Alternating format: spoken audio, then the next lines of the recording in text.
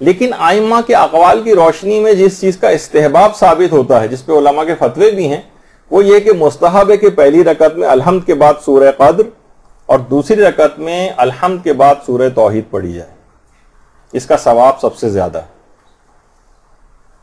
باقاعدہ وسائل الشیعہ کی چوتھی جلد میں امام زمانہ علیہ الصلوۃ والسلام سے سوال پوچھا گیا، صلی اللہ علیہ محمد۔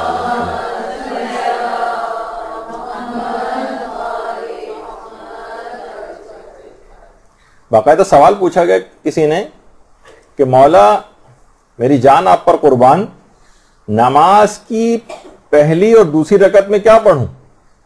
تو امام نے فرمایا کہ نماز کی پہلی رکعت میں الحمد کے بعد سورہ قدر اور نماز کی دوسری رکعت میں الحمد کے بعد سورہ توحید کی تلاوت کرو۔ اور امام نے آگے ایک جملہ ارشاد فرمایا جس سے ان سوروں کی اہمیت پتہ چلتی۔ امام نے فرمایا مجھے تعجب ہے ان لوگوں پر جو نمازوں میں سورہ قدر اور سورہ توحید نہیں پڑھتے، ان کی نمازیں بارگاہ خداوندی میں قبول کیسے ہوتی ہیں۔ کتنا اہم ترین، دیکھیں ہم لوگ پڑھتے تو ہیں لیکن اندازہ نہیں ہے کہ اس کا فائدہ اور ثواب کیا ہے۔ اچھا، ایک اور روایت میں بھی جو اصول کافی کی تیسری جلد کی روایت ہے کہ پیغمبر اسلام پہلی رکعت میں اللہم صلی علی محمد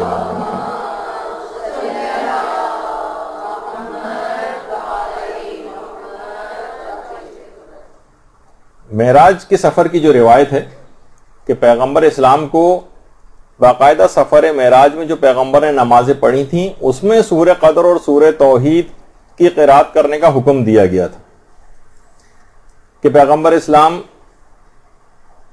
جب پہلی رکعت میں وہاں پر نماز سفر معراج میں نماز کے لیے کھڑے ہوئے تو پروردگار کی طرف سے باقاعدہ حکم آیا کہ اے رسول سورہ الحمد کے بعد پہلی رکعت میں سورہ توحید پڑھو۔ اچھا دیکھیں ذرا الٹا حکم، ہمیں جو استحباب کا حکم ہے اس کی وجہ اور بیان ہوئی، لیکن پیغمبر کو پہلی رکعت میں حکم یہ ہوا کہ اے رسول آپ پہلی رکعت میں سورہ توحید پڑھیں۔ پیغمبر اسلام نے الحمد کے بعد سورہ توحید پڑھی، اور جب پیغمبر دوسری رکعت کے لیے کھڑے ہوئے تو پھر پیغمبر کے اوپر وحی آئی کہ اے محمد صلی اللہ علیہ وآلہ وسلم صلی اللہ علیہ محمد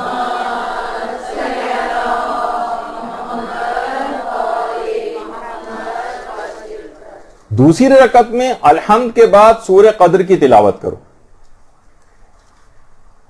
اور پھر رسول نے دوسری رکعت میں سورہ قدر کی تلاوت کی، پھر کہا کہ یہ سورہ روز قیامت تک آپ کی اور آپ کے اہل بیت سے منسوب ہے، اور یہ آپ کی اور آپ کے اہل بیت کا پہچان نامہ ہے جس میں آپ کا شجرہ موجود ہے۔ اصول کافی کی باقاعدہ نے جو سورہ قدر ہے اتنا اہم ترین سورہ ہے۔ اچھا، ہمیں اس کے البتہ استحباب کا حکم تقریباً اس کے برخلاف ملا ہے۔ علماء فرماتے ہیں کہ اس کی وجہ یہ ہے، ہمیں جو ہے حکم یہ کہ پہلی رکعت میں سورہ الحمد کے بعد سورہ قدر پڑھیں اور دوسری رکعت میں الحمد کے بعد سورہ توحید پڑھیں۔ فرماتے ہیں کہ پیغمبر اسلام کی ذات اقدس اس قدر قریب ہو گئی تھی سفر معراج میں پروردگار عالم سے، فکان قاب قوسین او ادنی، 2 کمانوں اور اس سے بھی کم کا فاصلہ رہ گیا تھا۔ ظاہر ہے کہ جسمانی فاصلہ نہیں تھا، انہیں قرب کی ایسی منزل پہ پہنچ گئے تھے کہ گویا خالق و مخلوق کے درمیان انتہائی کم فاصلہ تھا۔ تو حکم ہوا کہ اس موقع پر سورہ توحید کو پڑھو، کہ کہا کہ اے رسول سورہ توحید میں میری نسبت کا ذکر ہے، اور دوسری رکعت میں سورہ قدر پڑھو جو تمہارے اہل بیت سے خاص نسبت رکھتی ہے۔ یعنی پہلی رکعت میں پروردگار عالم سے نسبت اور دوسری رکعت میں تمہاری اور تمہارے اہل بیت سے نسبت، اس میں تمہارے اہل بیت کا شجرہ نامہ ذکر ہوا ہے۔ یعنی اس خاص موقع پر پیغمبر اسلام کو یہ حکم تھا۔ ہمارے لیے البتہ وہی حکم ہے جو اس سے پہلے میں نے ذکر کیا۔ تو کیونکہ سورہ قدر کی جب تلاوت کی جاتی تو گویا ہم ان ہستیاں جو اہل بیت سے وابستہ، جو اہل بیت کے اندر شامل ہیں، ان کا واسطہ اور توسل دے کر ہم پروردگار کی بارگاہ میں جاتے ہیں، اور تاکہ ان کے واسطے اور توسل سے ہماری نمازیں قبول ہو جائیں۔ تو دوسری رکعت میں یا پہلی رکعت میں اگر آپ سورہ قدر کو پڑھ رہی ہیں تو گویا آپ ان معصوم ہستیوں کا واسطہ اور توسل اور صدقے کے ذریعے اپنی نمازوں کو قبول کروانا چاہتی ہیں. جس طریقے سے درود کے ذریعے قبول ہوتی ہیں عبادات، اسی طریقے سے سورہ قدر کے ذریعے بھی عبادات کو قبول کروایا جاتا ہے. درود بھیجیے محمد علیہ.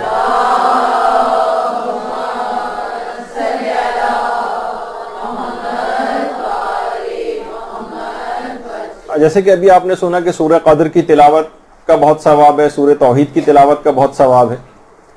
اتنا زیادہ ثواب ہے تاکہ آپ جب کبھی سورہ قدر پڑھیں تو واقعی آپ کو پتہ چلے کہ کتنے عظیم سورہ آپ تلاوت کرنے جا رہے ہیں. ثواب الاعمال میں شیخ صدوق نے باقاعدہ یہ روایت نقل کی ہے کہ جو شخص بھی اپنی واجب نماز میں سورہ قدر پڑھتا ہے اسی وقت ایک منادی ندا دیتا ہے. وہ ندا تو آپ کو سنائی نہیں دیتی، لیکن روایات میں ائمہ معصومین نے وہ آپ کو ندا بتا دی. اسی وقت پروردگار کی طرف سے ایک منادی ندا دیتا ہے کہ تیرے تمام پچھلے گناہ معاف کر دیے گئے ہیں، اب نئے سرے سے اعمال شروع کر. اللہم صلی علی محمد و علی محمد.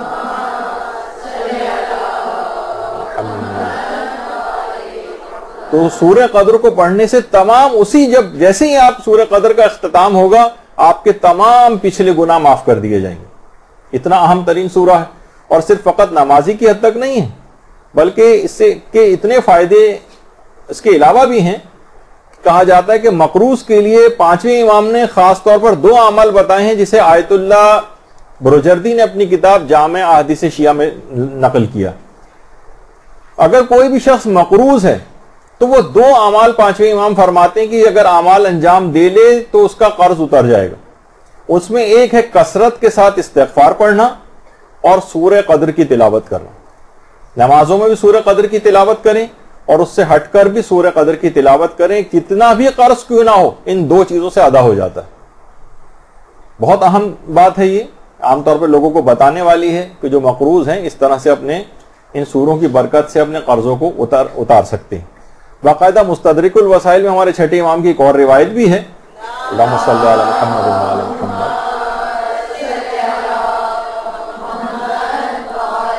اور وہ ہر شخص ہر وقت کر سکتا ہے. کبھی بھی جب بھی آپ پانی پینے لگیں چھٹے امام فرماتے ہیں کہ سورہ قدر کو اگر پانی پر دم کر کے پی لے تو اس کی آنکھوں کی بینائی بہت زیادہ تیز ہو جائے گی. سورہ قدر کو تلاوت کرے اور پانی پہ دم کر دے اور اس کے بعد اس پانی کو پی لے، اس کی بینائی تیز ہو جائے گی.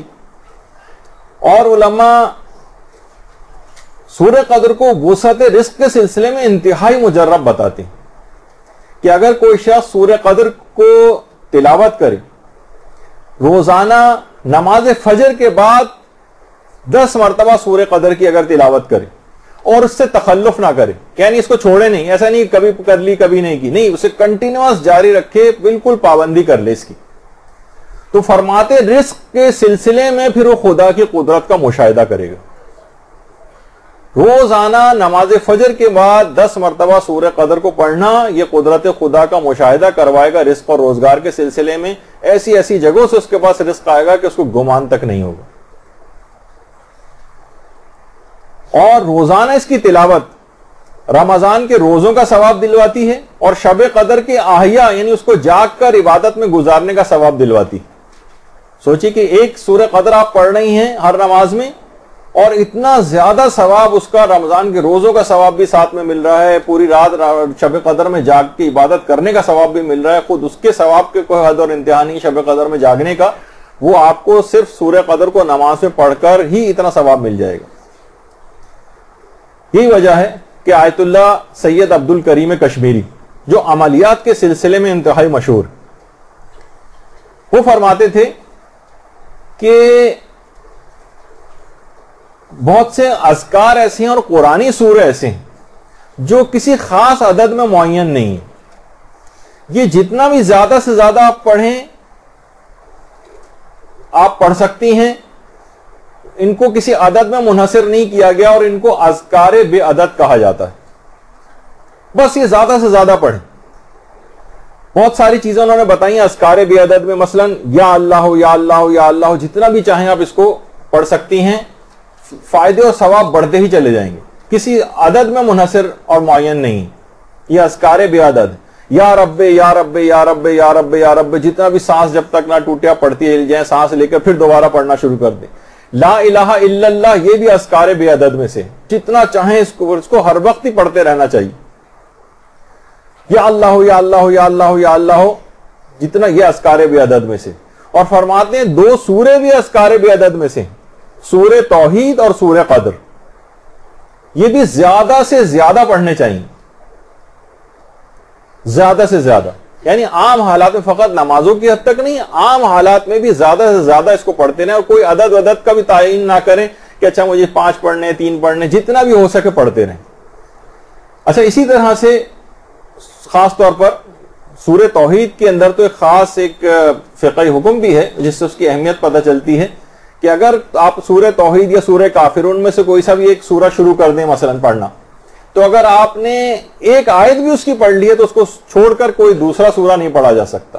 ورنہ بہت سے سورے ایسے ہیں کہ ان کے متعلق نہیں ملتا ہے، کچھ روایات کا وہ ہوتا ہے اس کے اندر آیات کا ایک اختلاف کہ جناب اتنی آیات اگر پڑھ لی جائیں، اس کی تفصیل میں بھی فی الحال نہیں جا رہے ہیں، تو اس کے بعد اگر اس میں چھوڑ کے دوسرا سورہ بھی پڑھنا چاہیں تو اس کو درمیان سے چھوڑ کر اور دوسرا سورہ شروع کیا جا سکتا ہے. لیکن سورہ توحید اور سورہ کافرون میں سے کوئی سا بھی اگر ایک آیت بھی پڑھ لی جائے تو اس کو چھوڑا نہیں جا سکتا. اور سورہ توحید کے متعلق یہ ہے کہ ایک ہی سانس میں اس سورہ توحید، کیونکہ چھوٹا سورہ ہے، اکثر لوگ بسم اللہ سے لے کر کفوان احد تک ایک ہی سانس میں اس کو پڑھتے ہوئے چلے جاتے ہیں، تو اس میں ایک ہی سانس میں اس کا پڑھنا مکروہ شمار کیا گیا. اور یہ واحد وہ سورہ ہے کہ دونوں رکعت میں، اگر جیسے کہ ابھی آپ نے سنا کہ سورہ توحید کو پڑھنا مکروہ بھی نہیں، اور دونوں رکعت میں اس کو پڑھا جا سکتا ہے. ورنہ کوئی اور سورہ اگر آپ پڑھیں دونوں رکعت میں، مثلا آپ کہیں گے سورہ قدر میں دونوں رکعت میں پڑھوں، تو پڑھا تو جا سکتا ہے لیکن ثواب کم ہو جائے گا. یہ صرف سورہ توحید کی خصوصیت ہے کہ اسے دونوں رکعتوں میں پڑھ لیا جائے تو ثواب کم نہیں، یعنی مکروہ نہیں اور ثواب کم نہیں ہوتا. بلکہ چھٹے امام تو یہاں تک یہ جملہ ارشاد فرماتے ہیں، اللہم صلی علی محمد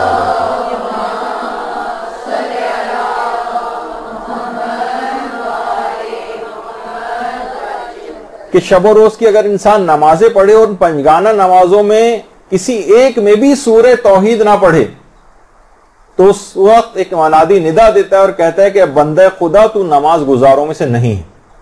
یعنی 5 نمازیں اس کے دن کی ایسی گزر جائیں جس میں ایک میں بھی سورہ توحید نہ پڑھے، اگرچہ اس کی اجازت ہے اس کو، لیکن بہرحال اس کی تاکید اور کے طور پر یہ بات روایت میں کہی گئی کہ ایک منادی ندا دیتا ہے اور کہتا ہے کہ بندہ خدا تو عبادت گزاروں میں سے نہیں. اور کہا جاتا ہے کہ سورہ توحید جو ہے اس کے اسرار اور حقائق کو سمجھنے سے عقل انسانی عاجز ہے، اور فقط صاحبان معرفت ہی اس کے حقائق کو درک کر سکتے ہیں، جو اتنا چھوٹا سا سورہ ہے نا سورہ توحید. اور یہ ایک ایسی امانت ہے کہ سوائے انسان کے کوئی مخلوق اس کو حمل کرنے کی طاقت نہیں رکھتی سورہ توحید کو. اور ہمارے امام زین العابدین علیہ الصلوۃ والسلام فرماتے ہیں، اللہم صلی علی محمد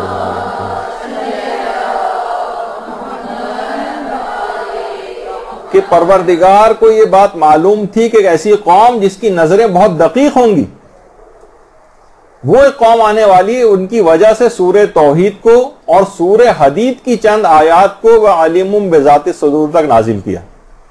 یعنی آخری زمانہ جو کہ انتہائی علوم کے اندر کافی زیادہ مہارت رکھ لے گا، بہت دقیق اس کی نگاہیں ہوں گی، ان کے لیے خاص طور پر سورہ توحید کے اندر ایسے حقائق اور اسرار موجود ہیں، جتنا دقت نظری کرتے جائیں گے اسرار کھلتے چلے جائیں گے. ان کے لیے سورہ توحید کو اور سورہ حدید کی آخری آیت کو وَعَلِمٌ بِذَاتِ الصُّدُورِ تک پروردگار نے نازل کیا.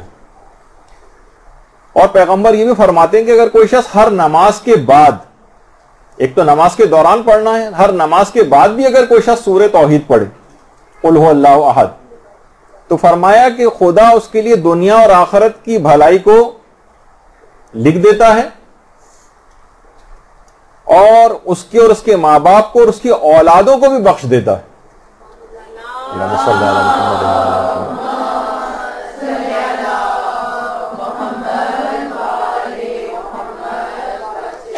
اچھا، اب ایک باتیں اور تھیں کہ ہم نے پچھلی کلاسز کے اندر سورہ الحمد ختم کی تھی، اس کے بعد سورہ توحید کی کچھ باتیں بیان ہو رہی تھیں لیکن وقت کی کمی کی وجہ سے رہ گئیں، تو تھوڑا سا دیر رک کے صرف 2-3 منٹ سورہ توحید کی کچھ باتوں کو مکمل کر دیا جائے.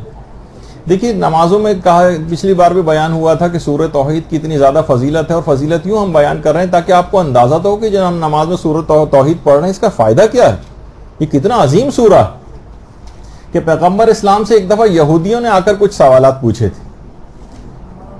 اللہم صلی علی محمد وعلی محمد.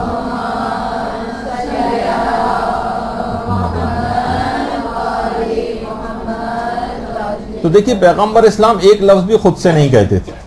پیغمبر نے 3 دن تک انتظار کیا، اور اس دوران اس 3 دن کے انتظار کے بعد پھر پروردگار عالم نے سورہ توحید کو نازل کیا. اور اس سے بھی دیکھیے ایک پیغام یہ نکلا کہ شرعی اور دینی باتیں جو ہیں جان بوجھ کر یا من گھڑت طور پر بیان نہیں کر دینی چاہیے جب تک کہ مکمل اس سلسلے میں جو ہے وہ تحقیق نہ ہو جائے. تو پیغمبر نے ان یہودیوں کے سوال کے جواب دینے میں بھی 3 دن تک انتظار کیا، یہاں تک کہ سورہ توحید کو پروردگار نے نازل کیا. اور وہ جو چھٹے امام کی روایت بھی ہے کہ جب پیغمبر کے ایک صحابی سعد ابن معاذ، ان کا جنازہ پیغمبر نے پڑھا تھا، تو جبریل 70,000 فرشتوں کے ساتھ ان کی جنازے میں شرکت کے لیے آئے تھے. تو پیغمبر نے جبریل سے پوچھا تھا، یہ جبریل یہ بتاؤ کہ کیا وجہ ہے کہ تم نے اتنی زیادہ بڑی تعداد میں فرشتوں کے ساتھ اس کی نماز جنازہ میں شرکت کی؟ کہا کہ یا رسول اللہ، معاذ ہر حال میں چلتے پھرتے اٹھتے بیٹھتے سواری یا پیدل سورہ توحید کی تلاوت کیا کرتے تھے. درود بھیجیے محمد صلی اللہ علیہ وسلم.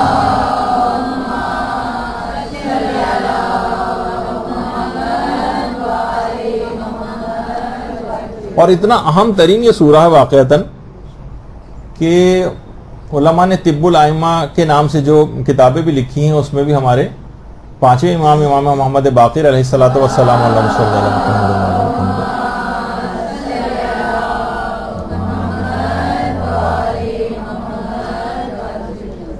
وہ فرماتے ہیں کہ جیسے دانت کا درد اگر کسی کو ہو، یعنی ایک تو دیکھیے نماز کے اندر بھی جو آپ پڑھ رہی ہیں اور عام زندگی میں بھی سورہ توحید، دانت کا اگر کسی کو شدید درد ہے تو درد کی جگہ پر ہاتھ رکھ کر اگر کوئی شخص، امام فرماتے ہیں، ایک دفعہ سورہ الحمد، ایک دفعہ سورہ اخلاص اور سورہ نمل کی آیت نمبر 88 یہ اگر پڑھے گا تو فوراً دانت کے درد میں آرام آ جائے گا. حمد، سورہ توحید اور سورہ نمل کی آیت نمبر 88. بچوں کو بھی یاد کرانا چاہیے. عام طور پر دانت کا درد گھر میں رہتا ہے، ڈینٹسٹ کے پاس ایسے موقع پہ اٹھتا ہے کہ جانا پاسبل نہیں ہوتا ہے. اور یہی علماء فرماتے ہیں یہی والا طریقہ اگر کسی کی آنکھ میں درد ہو تو اس کے لیے بھی یہی ہے. درد والی جگہ کے اوپر ہاتھ رکھے اور حمد اور سورہ توحید پڑھے اور اس کے بعد سورہ نمل کی آیت نمبر 88 کی تلاوت کرے تو آنکھ کے درد کے لیے بھی بہت مجرب ہے، فوری آرام آ جاتا ہے اس سے. دیکھیے بہت ساری چیزیں ایسی مرتب یہاں پر نہیں ہوتی ہیں، ورنہ لوگ جو پریکٹس کرتے ہیں واقعی حیران ہوتے ہیں کہ جو ہم نے سنا تھا وہ بالکل ایسے ہی اس کو پایا ہے. اسی طرح سے اگر کسی کو بہت شدید بخار ہو، اس کے متعلق علماء نے لکھا کہ اگر سورہ توحید کی 10 تسبیحاں یعنی 1000 مرتبہ اگر کوئی شخص سورہ توحید کی تلاوت کر لے اور اس کے بعد پروردگار کو حضرت زہرا کے واسطہ دے کر دعا کرے، اللہم صلی علی محمد وعلی محمد،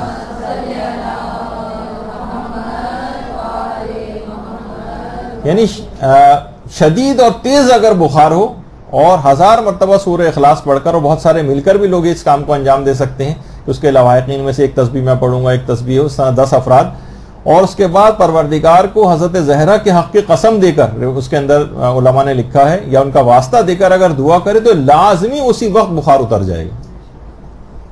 اور اسی طرح سے سورہ اخلاص کے لیے کہ سفر پہ اگر کوئی شخص جا رہا ہے تو 11 مرتبہ اگر اس کو پڑھ کر نکلے تو مکمل امنیت کے ساتھ سفر گزرے گا. آیت اللہ عبد الکریم کشمیری جو عملیات کے آیت اللہ گزرے ہیں وہ فرماتے ہیں، یعنی عرفا میں سے تھے، کہ اس کا ہمیشہ پڑھنا سورہ اخلاص کا یہ آپ کی یقین میں بہت اضافہ کر دیتا ہے، اور جیسے جیسے یقین بڑھتا جائے گا ویسے ویسے گناہوں سے دوری بڑھتی جائے گی، ویسے ویسے سیر و سلوک کے منازل طے ہوں گی. اور ہمارے 5ویں امام یہ بات بیان فرماتے ہیں، اللہم صلی علی محمد وعلی محمد،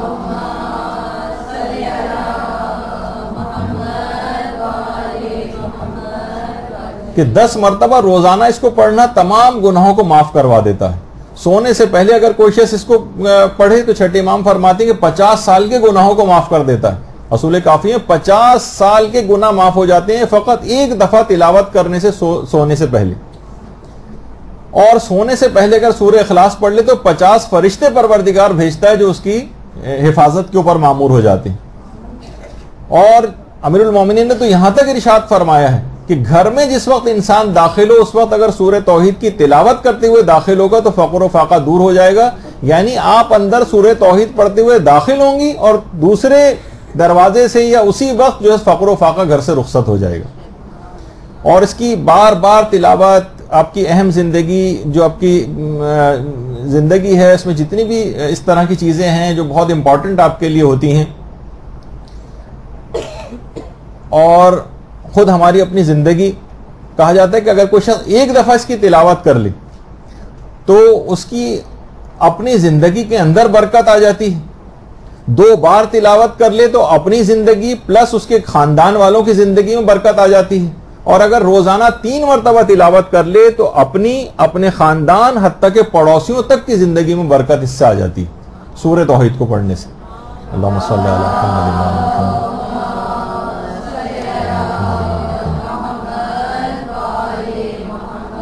اور اگر صبح سورج نکلنے سے پہلے 11 مرتبہ سورہ اخلاص پڑھ لی جائے تو اس روز شیطان خواہ کتنا ہی زور کیوں نہ لگائے اس سے کوئی گناہ نہیں کروا سکتا. تو اس کو پڑھنے سے ہر چیز میں برکت ہے حتیٰ کہ آپ کی عمر میں آپ کی زندگی میں آپ کی صحت میں. اس کے علاوہ آپ اگر مطالعہ کرنا چاہتی ہیں آپ پڑھائی کرنا چاہتی ہیں آپ کے علم میں آپ کے اخراجات میں آپ کے مال میں تجارت اور بزنس کوئی شخص کر رہا ہے ملازمت کوئی کر رہا ہے ہر چیز میں آسانیاں ہی آسانیاں سورہ اخلاص پیدا کر دیتی. البتہ اس کو صحیح طور پر پڑھنا ہے اور اس کو صحیح قرأت کے ساتھ اس کو پڑھنا ہے.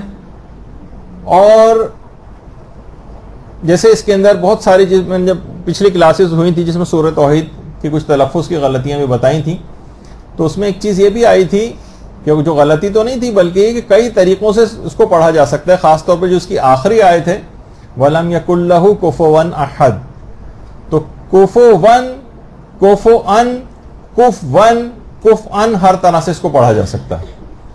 اب آپ کے سامنے ہم ایک کلپ آپ کو دکھاتے ہیں. اس کو آپ بہت بغور خاص طور پر اس کی آخری آیت ورنہ اس کے اندر اپنی اور اس کو کتنے طریقوں سے پڑھا جا سکتا ہے. ایک دفعہ اور پہلے بھی ذکر ہوا تھا اس کا اور ہم نے وہ کلپ سنوایا تھا آپ کو لیکن یہ کہ اس کو دوبارہ تکرار ہو جائے آپ کو اس کا صحیح موقع جو ہے وہ اب آ گیا ہے.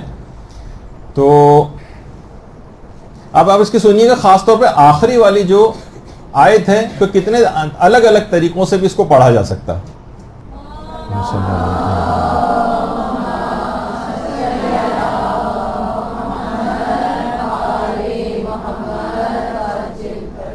تو آپ نے دیکھا کہ ابھی تو آپ نے بہت کیونکہ تیز رفتاری سے گیا یہ معاملہ لیکن اگر آپ اس کو سنیں تو کئی طریقوں سے اس کو پڑھ سکتے ہیں اور علماء بھی اس کو اسی انداز سے پڑھتے رہے ہیں. اب آپ کو ایک کلپ اور بھی دکھاتے ہیں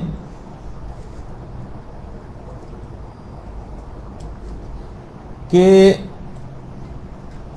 مراجع بھی کفوً کو کفؤً بھی پڑھتے ہیں.